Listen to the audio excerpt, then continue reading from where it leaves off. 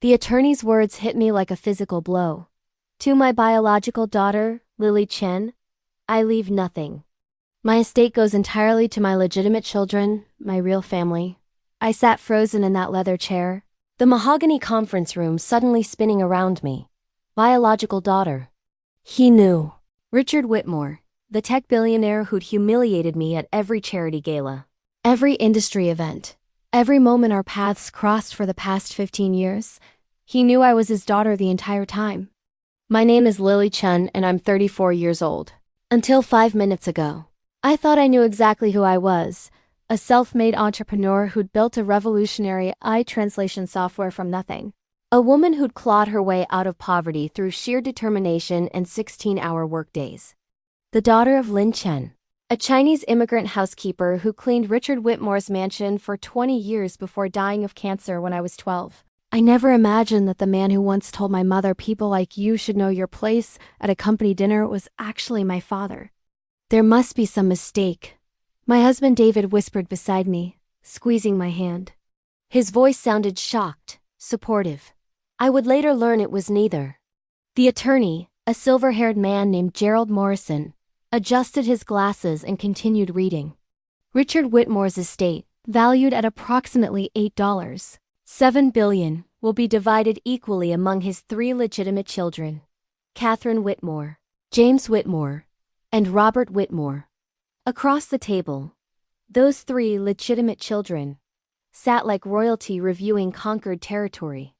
Catherine, the eldest at 42, wore a cream Chanel suit and a smile that didn't reach her eyes. James, 38, kept checking his Rolex as if this was just another tedious business meeting. Robert, the youngest at 36, at least had the decency to look uncomfortable. Wait, I managed to say, finding my voice. If he acknowledged on his biological daughter, why would he? The will specifically states, Gerald interrupted, his tone carefully neutral, that while DNA testing confirmed your biological relationship, Mr. Whitmore did not consider you part of his true family.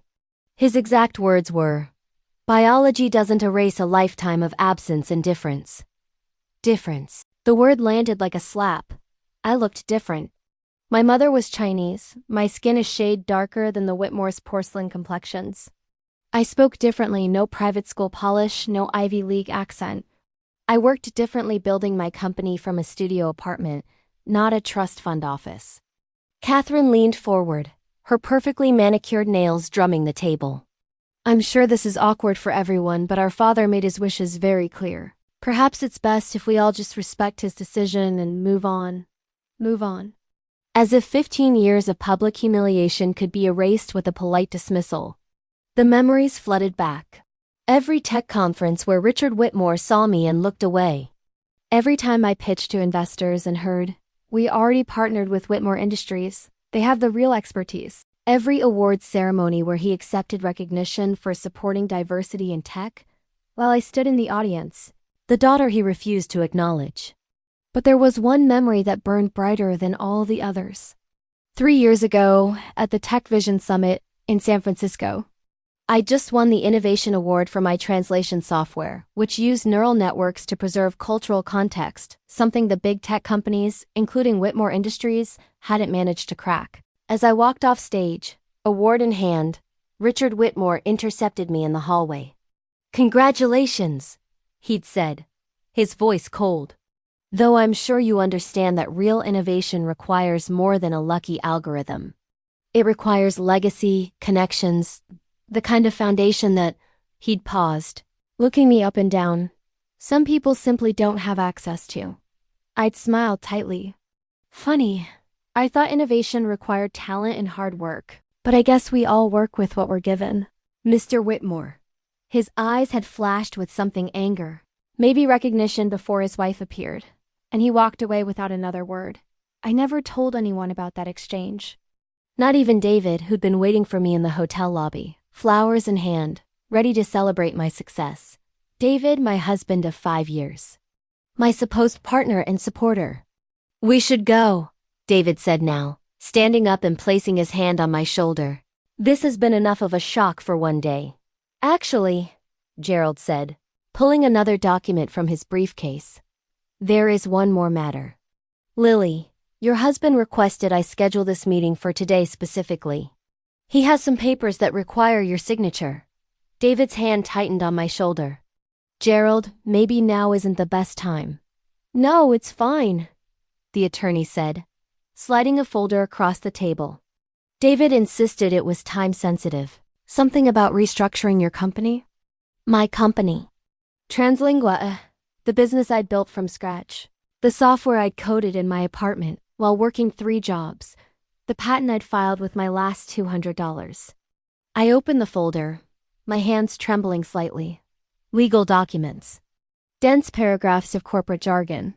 David's signature already on multiple pages, next to blank lines marked with yellow sign here tabs. It's just standard restructuring, David said quickly, his voice smooth.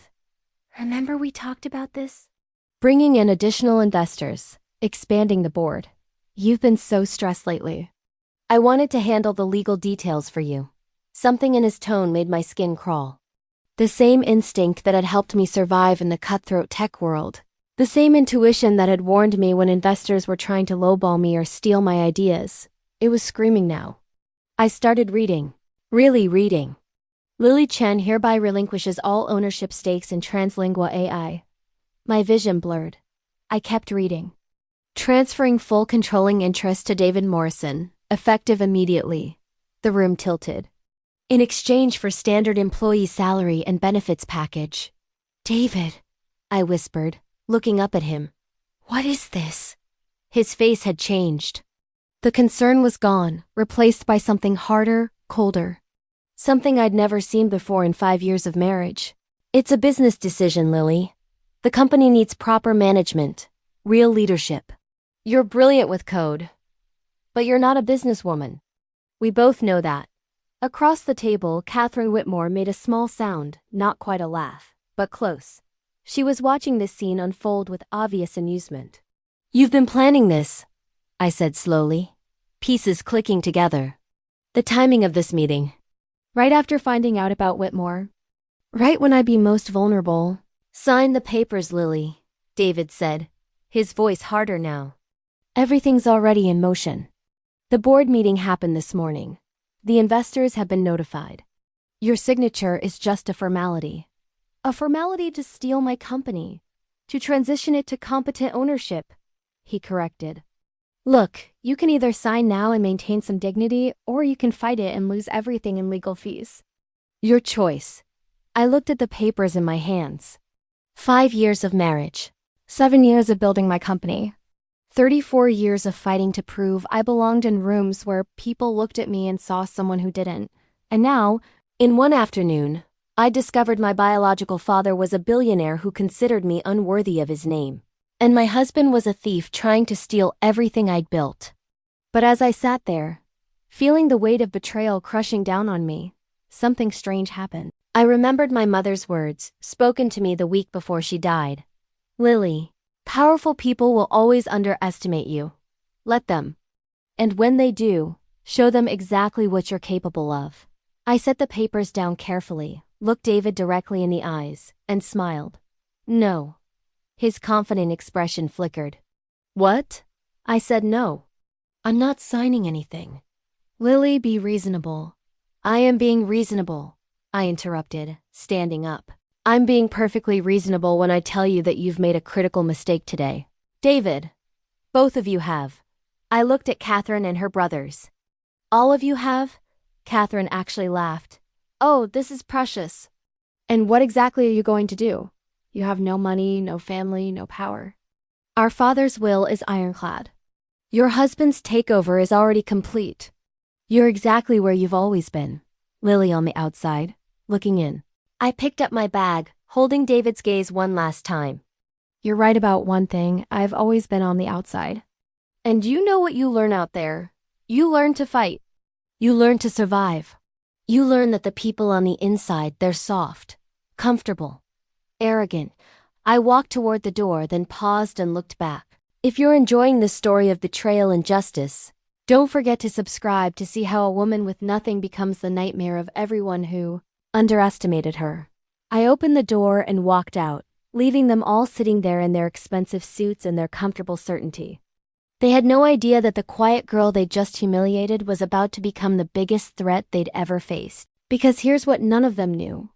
I'd been recording everything on my phone, sitting in my purse, capturing every word of David's confession.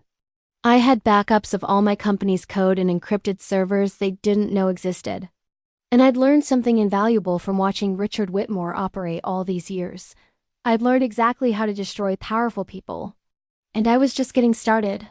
The elevator ride down from the 42nd floor felt like falling through ice water. My hands were shaking, not from fear but from rage so pure it made my vision sharpen instead of blur. I pressed my phone against my chest, still recording, still capturing evidence. When the doors opened to the parking garage, I saw David's Tesla, the one I'd helped him buy with a loan from my company but he'd never repaid, parked in the executive spot. My 10-year-old Honda sat 3 levels down in visitor parking. That detail suddenly felt symbolic of everything. I got in my car and just sat there for a moment, letting the reality sink in. Then I pulled out my phone and stopped the recording. 43 minutes of audio. Every word of David's confession, Catherine's mockery, Gerald's reading of that poisonous will. My phone buzzed. A text from David. "Come back upstairs. Let's talk about this like adults. Don't make this harder than it needs to be." I deleted it. Another buzz. This time from a number I didn't recognize. "Ms. Chun, this is Rachel Torres from TechCrunch. We heard about the Whitmore will reading today. Would you like to comment on being excluded from your biological father's estate?" My stomach dropped. It had been less than 20 minutes since I walked out of that conference room, and the press already knew. Someone had leaked it. Probably Catherine, already controlling the narrative, making sure everyone knew I'd been rejected. Making sure the tech world saw me as the illegitimate daughter who'd been put in her place. I turned off my phone. The drive back to the apartment David and I shared in Pacific Heights should have taken 15 minutes. I made it last 45, driving in circles, thinking, planning, remembering. Details I'd missed, signs I'd ignored. Moments that suddenly made terrible sense. 6 months ago, David had insisted I add him to Translingua's bank accounts. "We're married, Lily. We should have access to each other's finances. It's about trust." I'd resisted at first, but he'd been so hurt, so offended. "You don't trust me? After everything we've built together?" Everything we've built. As if he'd written a single line of code. As if he'd worked the 80-hour weeks. As if he'd maxed out credit cards to keep the servers running those first 2 years. 4 months ago, he'd convinced me to restructure the company's board. "You need experienced advisors, not just tech people. Let me bring in some of my contacts from business school." I'd agreed because I was exhausted from a brutal funding round, and David had seemed so eager to help. Those board members, I realized now, were David's allies, not mine. The votes had been lined up before today's meeting even happened. 2 months ago, he'd taken me to dinner at Boulevard, my favorite restaurant. Over dessert, he'd slid papers across the table. Just some updates to our prenup. Legal formality stuff. My attorney said we should keep everything current. I'd signed without reading carefully, trusting him, believing in us. What had I actually signed? And then there was last week. We'd been in bed and David had been unusually affectionate. "I'm so proud of you," he'd whispered. "Everything you've built. Everything you've overcome. Your mom would be so proud." He'd mentioned my mother so rarely in 5 years that hearing him say it had made me emotional. I'd cried a little, grateful for his support. He'd held me and stroked my hair, and I felt loved. I pulled over on a side street in the Mission District and vomited. When I finally made it to our apartment building, I sat in the car for another 10 minutes, gathering courage. Our apartment. Except it wasn't anymore, was it? The lease was in David's name. He'd insisted on that because my credit score is better. The furniture was mostly his from before we married. Even the espresso machine I used every morning had been a gift from his parents. I poured everything into my company. And now David had taken that too. I rode the elevator to the 8th floor and unlocked the apartment door. David wasn't home. But someone else was. A woman I didn't recognize sat on my couch, filing her nails. She was young, maybe 25, with the kind of casual beauty that came from money and time. Blonde hair in a messy bun, wearing yoga pants and one of David's Stanford t-shirts. She looked up when I walked in, barely interested. "Oh, you must be Lily." I stood frozen in my own doorway. "Who are you?" "Madison." She said it like I should know. "David's girlfriend. Well, fiancé now, I guess, since your divorce will be finalized soon." The world tilted again. "Divorce?" "Yeah, David filed the papers this morning. His attorney said you'd be served next week. But I guess with everything happening today." She shrugged, returning to her nails. "Anyway, he asked me to pack up your stuff. Your clothes and personal items are in those boxes by the door. He'd appreciate it if you could be out by tonight." I looked at the 3 cardboard boxes stacked near the entrance. My entire life, reduced to containers from U-Haul. "How long?" I asked quietly. "How long what?"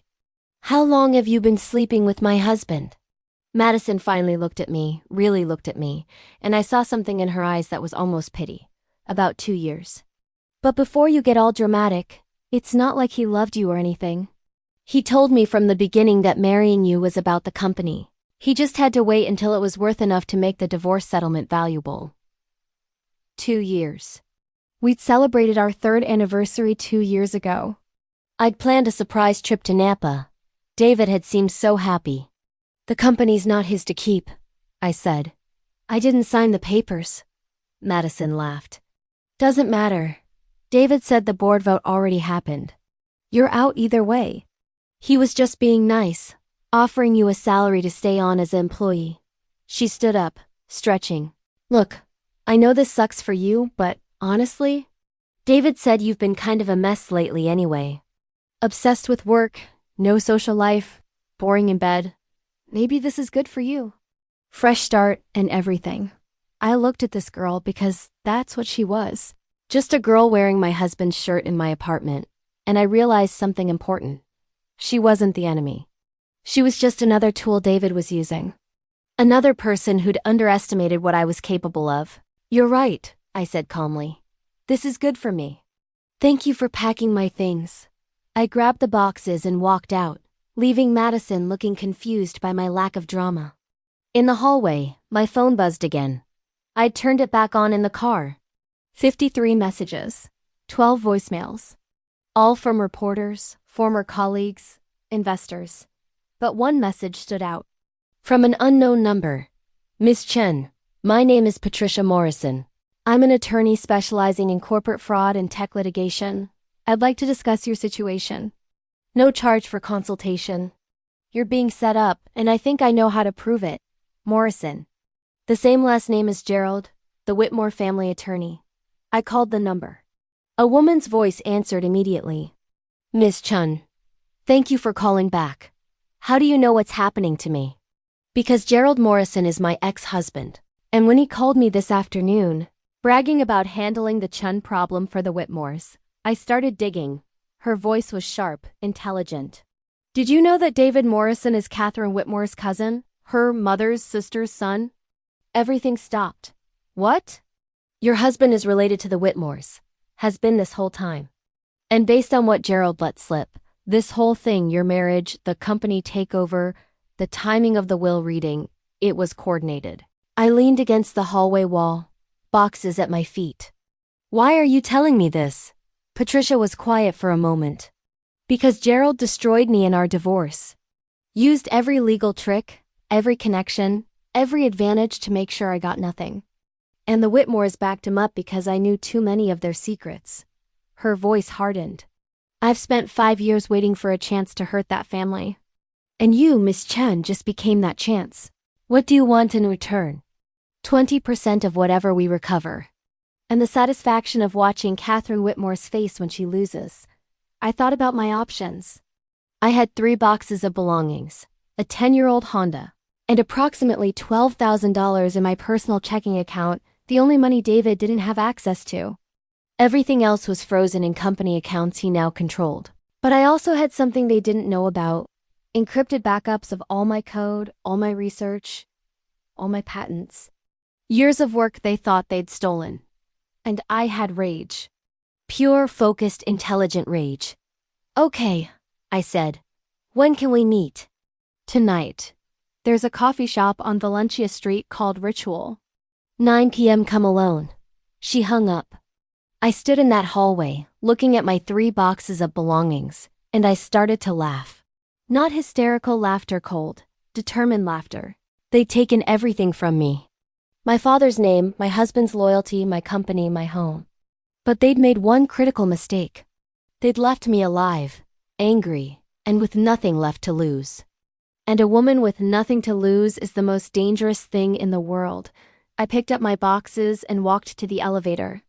In the reflection of the polished doors, I saw myself clearly for the first time in years.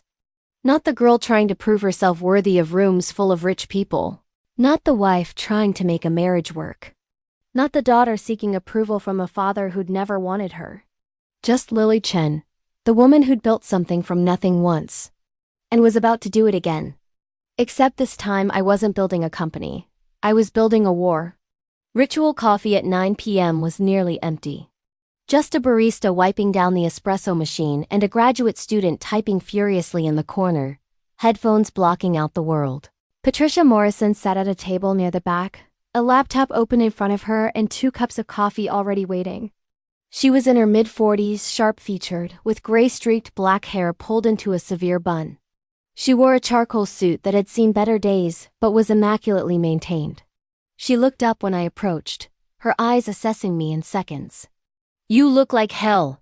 I've had a bad day. You're about to have several more." She gestured to the chair across from her. "Sit. We don't have much time before they realize you're dangerous." I sat down, pulling the coffee toward me. "They don't think I'm dangerous. They think I'm broken." "Good. That's exactly what we want them to think." Patricia turned her laptop toward me. "I've spent the last 6 hours pulling everything I could find on David Morrison, Catherine Whitmore, and the timeline of your relationship. It's worse than I thought." The screen showed a complex flowchart with photos, dates, and connections drawn between them. At the center was a photo of me from 7 years ago, my company headshot from when I first launched Translingua. "David didn't meet you by accident," Patricia said, zooming in on a section of the timeline. 7 years ago, you presented your translation software at a tech conference in Austin. Catherine Whitmore was there. She saw your demo and immediately recognized 2 things. First, that your technology was revolutionary. Second, that you looked exactly like her father. She pulled up a photo of young Richard Whitmore next to a photo of me. The resemblance was unmistakable, same nose, same chin, same intense dark eyes. "Catherine knew about you," I whispered. "She's known for years. Your mother worked for them for 2 decades. You think Catherine didn't notice when the housekeeper's daughter started showing up in tech magazines, winning awards, building companies?" Patricia's voice was cold. "She knew Richard had an affair with your mother. She knew you existed. And when you became successful enough to be a threat or an opportunity, she acted." Patricia clicked to another section. Photos of David from college, from business school, from family gatherings. Always in the background of Whitmore family events. David Morrison is Catherine's second cousin. His mother is Elizabeth Morrison nee Whitmore. She's Richard's youngest sister. David grew up on the edges of the Whitmore empire, close enough to see the wealth but not close enough to inherit any of it. Catherine recruited him specifically to get close to you. The coffee turned sour in my mouth. Our whole relationship was a business transaction. Patricia pulled up what looked like email exchanges. "I can't prove these are authentic yet. Gerald's security isn't what it used to be, but look at the dates. 3 months before David accidentally met you at that networking event in San Francisco, Catherine sent him a very detailed dossier about you. Your company's valuation, your patent portfolio, your personal life. Everything he needed to know to make himself irresistible to you." I remembered that night. A rooftop mixer in Soma. I'd been alone, uncomfortable in social situations, nursing a beer and checking my phone. David had approached with a smile and a self-deprecating joke about hating networking events too. We talked for hours. It had felt like fate. It had been a script. Why go through all this? I asked, if they wanted my technology, why not just buy it? Or copy it? "Because you're smarter than that. Your patents are airtight. Your code is proprietary." The only way to truly own Translingua was to own you. Patricia's expression was almost sympathetic. And Catherine is patient. She waited 5 years, let you build the company's value from 2 million to almost 50 million. Let you do all the hard work. Then, perfectly timed with Richard's death and the will reading, maximum emotional damage. They took everything. I stared at the flowchart, seeing the architecture of my destruction laid out in neat boxes and arrows. How did you get all this information in 6 hours? Patricia smiled thinly.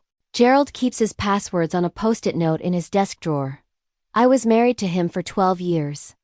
I know where everything is. She closed the laptop. But here's the problem. None of this is admissible in court. It's all obtained illegally. We can't use it to sue them. Then why show me? Because you need to understand what you're up against. This isn't just David being a greedy husband. This is a coordinated attack by one of the wealthiest families in America. They've been planning this for years. She leaned forward. But they made mistakes. And we're going to exploit every single one. What mistakes? Patricia held up one finger. First, they assumed you'd sign those papers today. David's entire takeover depends on legal transfer of ownership. Without your signature, he's technically committed fraud by telling the board you'd already agreed to step down. Second finger. They assumed you'd be too emotional, too broken to fight back. They're expecting you to disappear quietly, maybe take whatever settlement David offers in the divorce. Third finger. They underestimated how much you actually know about your own technology.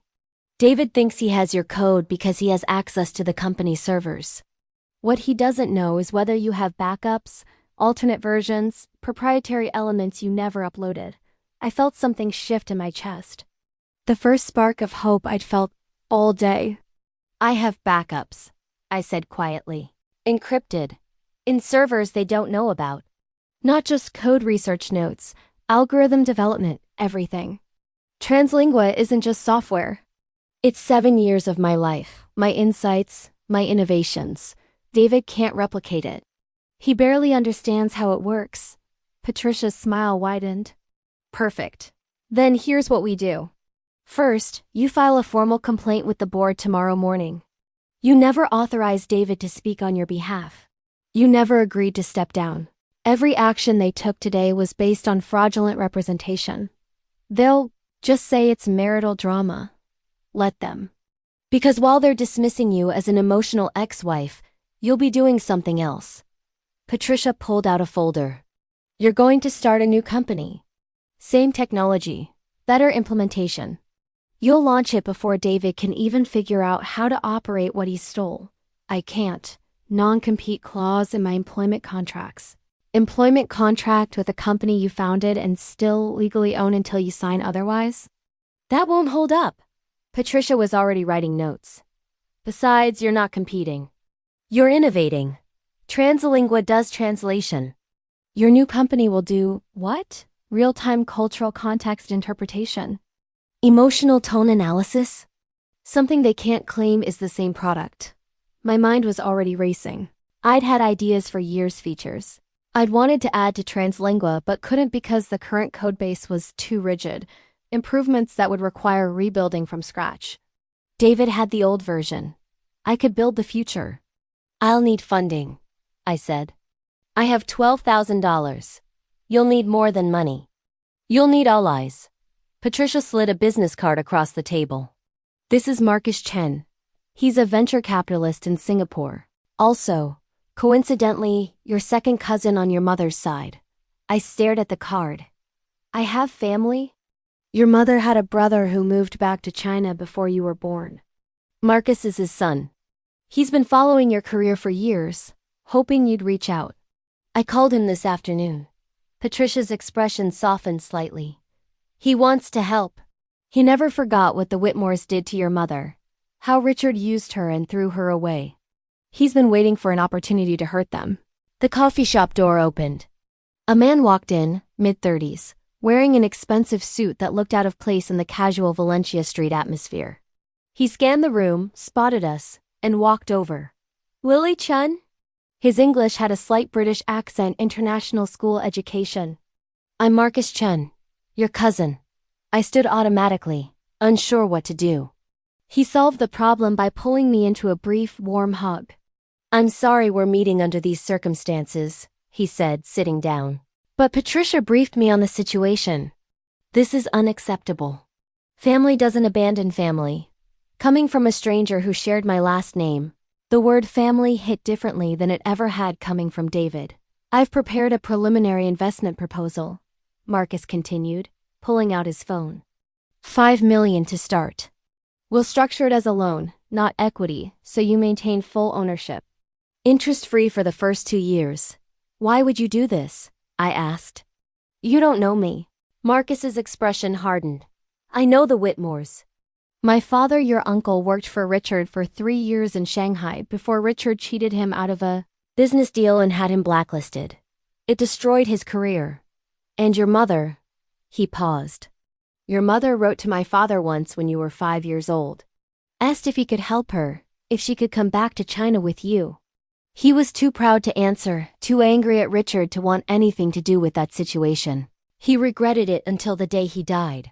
He looked directly at me. "I won't make the same mistake. Your family. And we protect family." Patricia was watching this exchange with satisfaction. "With Marcus's funding, you can launch within 3 months. Maybe sooner if you already have the core code ready. I can have a beta version in 6 weeks." I said, my mind already designing the architecture. "But David will try to stop me. He'll claim it violates intellectual property, that I'm stealing company secrets." "Let him try," Patricia said. "Everything you build will be documented, time-stamped, proven to be new development. And while he's fighting you in court, he'll be bleeding money trying to maintain a company he doesn't know how to run." Marcus nodded. "I've already started spreading word in the investment community. Very quietly, very carefully. Questions about David Morrison's technical expertise. Concerns about Translingua's future without its founder. Nothing actionable. Just doubts." I looked between these two people, a bitter ex-wife seeking revenge, and a family member I'd never known existed, and realized I wasn't alone anymore. For the first time since walking out of that conference room, I felt something other than grief and rage. I felt dangerous. "There's one more thing," I said. "Richard Whitmore's will. Is there any way to challenge it?" Patricia shook her head. "Billionaire estate, prepared by the best lawyers money can buy. It's ironclad. Even if we could prove he knew about me, that he actively concealed my existence, even then. A parent's right to disinherit is absolute in California." Patricia paused. "Why? The company is more valuable than any inheritance." "Because it's not about the money," I said quietly. "It's about the message. He spent my entire life pretending I didn't exist. His will was one final humiliation, one last way to tell the world I wasn't worth acknowledging. I want everyone to know what he did. Who he really was." Marcus and Patricia exchanged glances. "That's a different kind of fight," Marcus said slowly. "Public exposure. Media attention. It could backfire, make you look bitter. Or," Patricia countered, "it could destroy the Whitmore family's carefully constructed image. Richard Whitmore, tech visionary and philanthropist, abandoned his illegitimate daughter and let her grow up in poverty while he built an empire. That's not a lawsuit. That's a scandal. And scandals," Marcus added, understanding dawning, "destroy stock prices, board confidence, investor relationships." I pulled out my phone and opened the recording from the will reading. 43 minutes of audio. Catherine's cruel laughter. David's confession. Gerald's cold recitation of Richard's final rejection. What if this recording accidentally leaked to the press? I asked. Patricia's smile was sharp as a knife. That would be very unfortunate. For them. We sat there in that coffee shop. 3 people bound by grief and rage, planning the destruction of a dynasty. But what none of them knew, what I hadn't told anyone yet, was that I had something else. Something I'd discovered 3 days before my mother died, hidden in a box of her belongings. Letters, dozens of them. Handwritten correspondence between my mother and Richard Whitmore spanning 20 years. Love letters, promises, lies. And in the most recent one, dated just 6 months before his death, Richard had written something that changed everything. I've amended my will to include our daughter. Catherine doesn't know. She can never know. But Lily will be provided for. I promise you, Lynn. I promise our daughter will have what she deserves. He'd lied. One final betrayal, even from the grave. But that letter was proof. Proof of intent, proof of acknowledgement, proof that the will Gerald read today wasn't Richard's true final wishes. And I was going to use it to tear the Whitmore empire apart. I just had to wait for the perfect moment. Because revenge isn't about speed. It's about precision. And I was very, very good at being precise. The recording hit TechCrunch at exactly 6 a.m. on a Tuesday morning. By 6:47, it had been picked up by Bloomberg, Forbes, and the Wall Street Journal. By 8:15, it was trending on Twitter. By noon, it had 17 million views. I listened to it one more time over coffee in Marcus's guest room, where I'd been staying for the past 6 weeks. 43 minutes of the Whitmore family's cruelty, preserved in crystal clear audio. Catherine's voice. Biology doesn't erase a lifetime of absence and difference. David's voice. Sign the papers, Lily. Everything's already in motion. Gerald's voice. Mr. Whitmore did not consider you part of his true family. And underneath it all, the subtext that every listener understood immediately. A family of billionaires had systematically destroyed a woman whose only crime was being born. My phone wouldn't stop ringing. I turned off notifications after the first 100 messages, but I could see the screen lighting up continuously. Reporters, former colleagues, investors I'd pitched to years ago, people I hadn't spoken to since college. But I wasn't answering. Not yet. Instead, I was watching the stock price of Whitmore Industries. It had opened at $247 per share. By 10 a.m., it had dropped to $198. By noon, $176. The free fall was beautiful. Marcus walked in, his own phone pressed to his ear, speaking rapid Mandarin. He hung up and grinned. 3 more investors just pulled out of Whitmore's quantum computing division. They're citing ethical concerns about leadership? Translation. They don't want to be associated with the family that abandoned their own daughter. Patricia appeared in the doorway, laptop in hand. David's trying to do damage control. He just released a statement claiming the recording is taken out of context, and that you're a disgruntled ex-wife spreading malicious lies. Let him talk, I said calmly. How's the board meeting going? Patricia's smile was vicious. Translingua's board called an emergency session an hour ago. David showed up expecting to give a presentation on Q3 projections. Instead, they demanded he explain why the company's translation accuracy has dropped 11% since he took over operations. Because David didn't understand the algorithm. He had my old code, but he didn't know how to maintain it, how to update the training models, how to fix the inevitable bugs that emerged. Translingua was degrading in real time, and every tech journalist in Silicon Valley was documenting the decline. They're going to fire him, I said. They already did. Patricia turned her laptop around, showing me an internal memo that had just leaked. Effective immediately. They're also filing fraud charges based on his misrepresentation of having your authorization to speak on your behalf. I felt something warm spread through my chest. Not quite joy, too much pain for that, but satisfaction. Cold, perfect satisfaction. Catherine's calling a press conference at 2 p.m., Marcus said, checking his phone. Whitmore Industries' PR team is in full crisis mode. Good, I said, standing up. Because I'm calling one at 1 p.m. Patricia looked at me sharply. You sure you're ready for that? I picked up a manila envelope from Marcus's desk. Inside were the letters 20 years of correspondence between my mother and Richard Whitmore.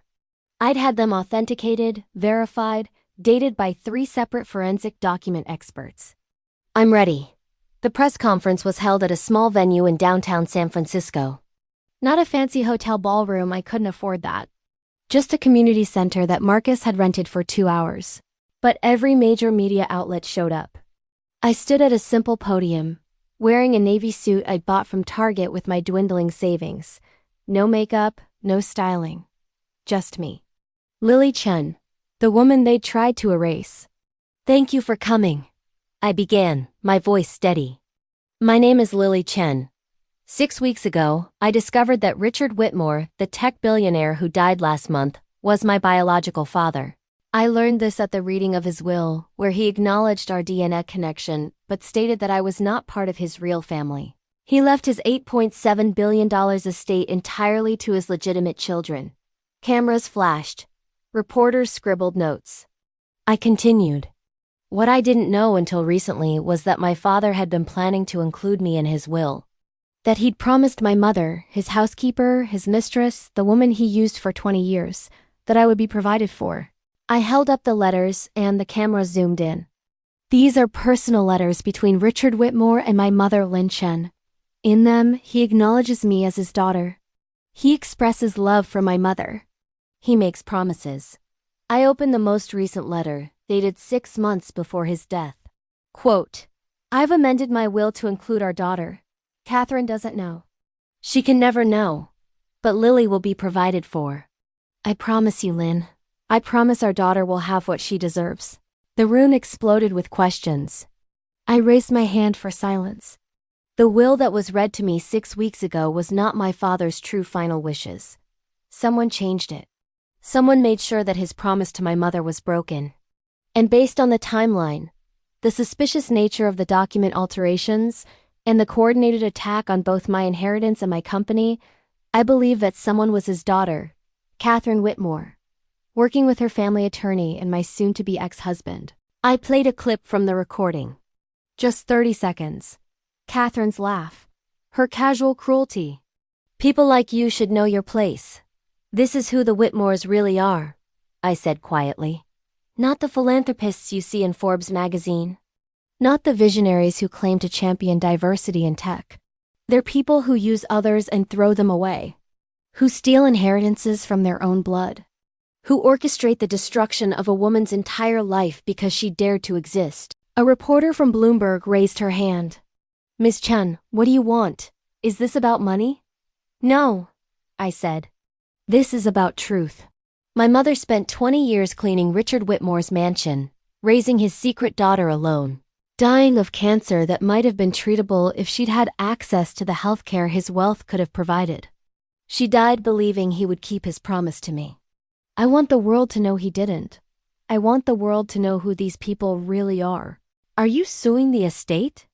My attorneys are filing a challenge to the will based on evidence of tampering and fraud. But more importantly, I paused, pulling out my phone. I'm launching a new company.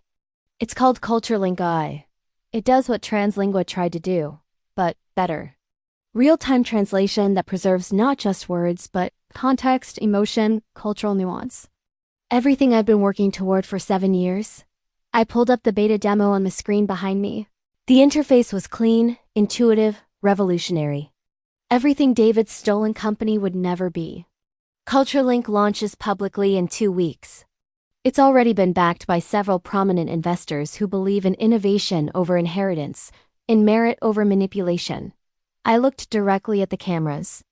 If you're watching this story unfold and you believe that justice matters more than money, that truth matters more than power, subscribe to follow what happens next. Because this isn't over. The questions came rapid fire after that, but I'd said what I needed to say. Catherine's press conference an hour later was a disaster. She stood in the Whitmore Industries headquarters, surrounded by attorneys, trying to maintain composure while reporters shouted questions about the letters, the will, the fraud allegations. My father made his wishes perfectly clear, Catherine said, her voice tight. Miss Chen is attempting to exploit a family tragedy for financial gain. Did you alter your father's will? A reporter interrupted. That's absurd. Why did he promise to include Lily Chen if he never intended to follow through? My father was elderly, possibly suffering from cognitive decline. Are you saying Richard Whitmore wasn't mentally competent when he wrote those letters? Catherine's face flushed. She looked to her attorneys, who were frantically whispering among themselves. The optics were terrible, a billionaire heiress dismissing her father's mistress, calling him senile to avoid acknowledging his illegitimate daughter. The stock price dropped another 40 points during the press conference. 2 weeks later, I stood in a sleek office space in Soma, watching my team of 12 engineers run final tests on CultureLink's launch. Marcus had found this space, negotiated the lease, helped me hire people who believed in the vision. Patricia walked in, holding champagne. David's divorce attorney just called. He's willing to settle. He'll sign papers acknowledging he has no claim to Translingua or any of your intellectual property. He's dropping all financial demands. He just wants this over. What changed his mind? He's being criminally investigated for fraud. His marriage to Madison fell apart when she realized he's broke and facing prison time. And Catherine won't take his calls anymore. She's too busy trying to save Whitmore Industries from total collapse. Patricia poured 2 glasses. You destroyed him, Lily. Completely. I thought about the man I'd loved, the man who'd held me on our wedding day and promised forever. The man who'd been playing a role the entire time. Good, I said. My phone buzzed. A message from the forensic accountant Patricia had hired. Found evidence of wire transfers from Catherine Whitmore to David Morrison dating back 7 years. Including a $50,000 payment 3 days before he accidentally met you. Full report attached. Proof, finally, undeniable proof of the conspiracy. I forwarded it to the FBI agent handling David's fraud case, then to the attorneys challenging Richard's will. The first 1,000 CultureLink subscriptions sold out in 4 hours. Marcus said, walking in with his own phone. We're already profitable. The app is trending #1 in 18 countries. I looked around at this office, this team, this company I'd built from rage and determination. Translingua was dying under David's incompetent leadership. Whitmore Industries had lost $2.3 billion in market value. Catherine was facing her own legal challenges as the will investigation deepened, and I was here thriving, successful, free. To Lily Chun, Patricia said, raising her glass. Who rose from the ashes? To family, Marcus added. Who never gives up? I raised my glass, looking at these 2 people who'd helped me when I had nothing. To truth, I said. And to making powerful people regret underestimating you. We drank, and through the office windows, I could see the San Francisco skyline glittering in the sunset. Somewhere in Pacific Heights, David was packing boxes, preparing for a trial that would likely send him to prison. Somewhere in a mansion I'd never been invited to, Catherine was watching her empire crumble. And somewhere I hoped my mother was watching too. Watching her daughter finally get the justice she'd been denied. The fight wasn't over. The will challenge would take months, maybe years. But I'd already won the thing that mattered most. I'd proven I was more than Richard Whitmore's shameful secret. I was Lily Chun, and I'd built something they could never take away.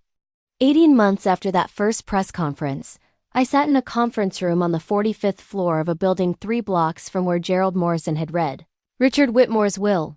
But this time, I owned the room. CultureLink's valuation now stands at $340 million, Marcus said, reviewing the quarterly report. We've processed over 50 million translations across 127 languages. Our accuracy rate is 47% higher than Translingua ever achieved. I looked around the table at my board of directors. Marcus, Patricia. Now CultureLink's general counsel. Dr. Sarah Kim, a linguistics professor from Stanford who'd left academia to join our mission. James Chun, another cousin I discovered through Marcus. My family tree kept growing, filling spaces I hadn't known were empty. And one more person. Elena Morrison, Gerald's daughter from his first marriage, estranged from her father for a decade. She'd reached out 6 months ago, offering insider knowledge about the Whitmore family's business practices. She'd become our chief operating officer and one of my closest friends.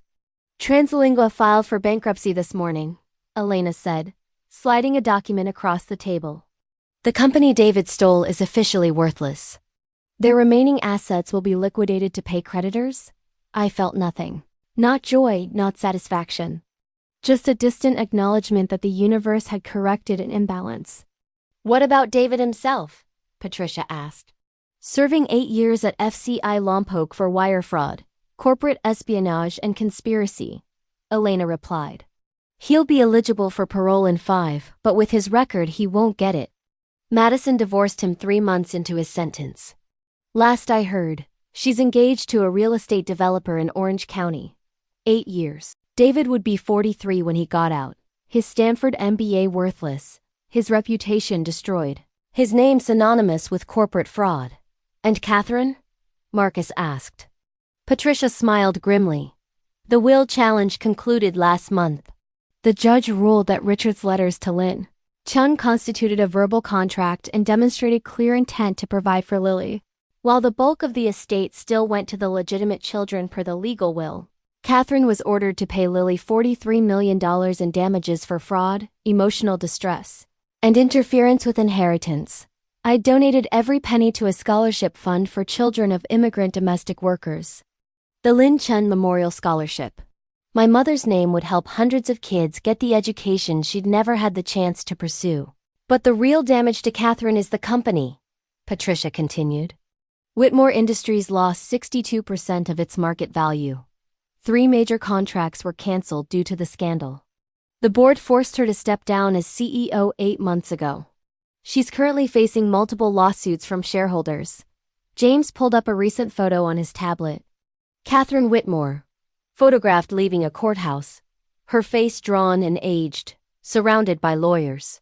No more Chanel suits. No more casual cruelty. Just a woman who'd gambled everything on destroying me and lost. She still has money, Sarah pointed out. Even with the losses, she's worth hundreds of millions.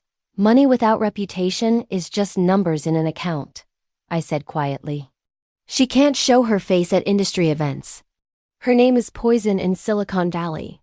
She built her entire identity on being Richard Whitmore's heir, his protector, his worthy successor. Now she's known as the woman who defrauded her own sister and destroyed her father's company. Half-sister, Marcus corrected with a small smile. Sister, I repeated firmly.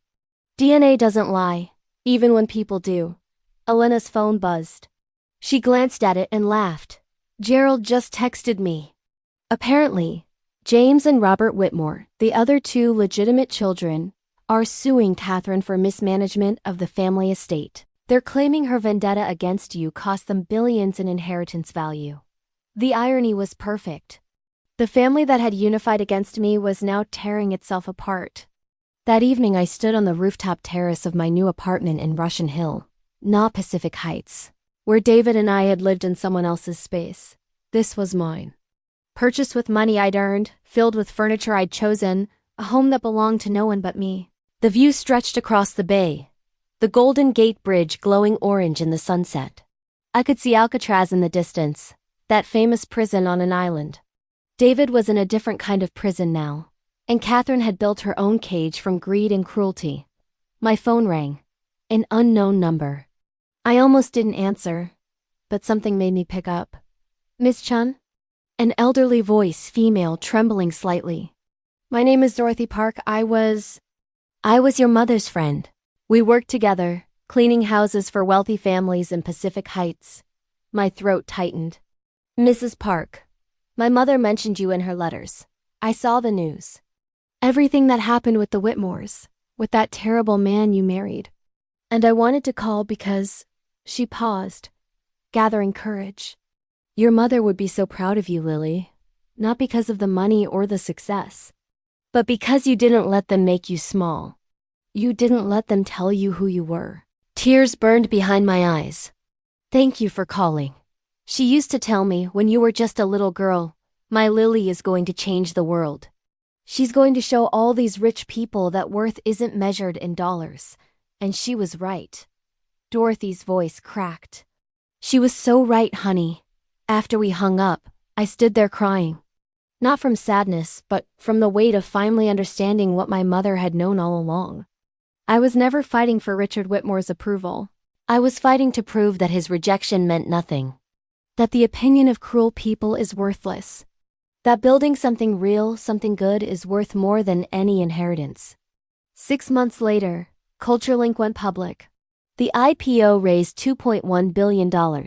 My personal stake was worth just over $800 million.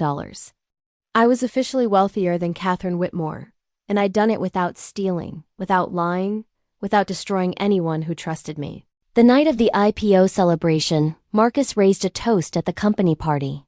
To Lily Chen, who proved that the best revenge isn't destruction. It's success so complete that your enemies become irrelevant. Everyone cheered, but I was thinking about something else. 3 days earlier, I'd received a letter. Prison mail from FCI Lompoc. David's handwriting, shaky and small. Lily, I know you'll never forgive me. I don't deserve forgiveness, but I need you to know that watching you succeed from in here, seeing what you built without me, understanding what I threw away, it's worse than any prison sentence. You were always the remarkable one. I was just too blind and stupid to see it. I hope someday you find happiness.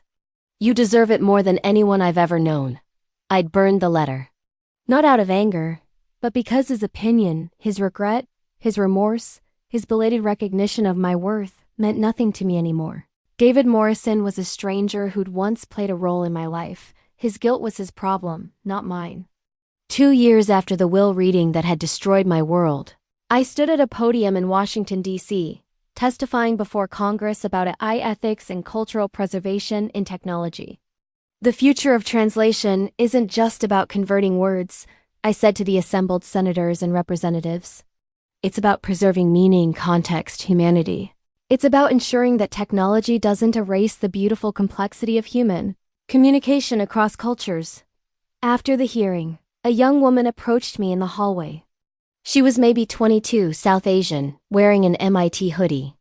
Ms. Chan, I just wanted to say, I read about what happened to you. What your family did, what your husband did. And I almost gave up on my own startup because I thought, what's the point? The system is rigged for rich people with connections. She looked at me with fierce determination. But then I saw what you built, how you came back. And I realized that's exactly why we have to keep fighting. I gave her my card. Email me. CultureLink has an accelerator program for women in tech. We fund companies that the traditional VCS are too short-sighted to recognize. She clutched the card like it was made of gold. Thank you. Seriously, thank you for not giving up. After she left, I thought about that phrase. Not giving up. I hadn't given up when David betrayed me. When Catherine tried to destroy me. When my own father rejected me from beyond the grave, I'd done something harder than just surviving. I'd flourished. 5 years after everything fell apart, I received one final piece of news. Catherine Whitmore had died. Heart attack, sudden, at age 51. The stress of losing everything had literally killed her.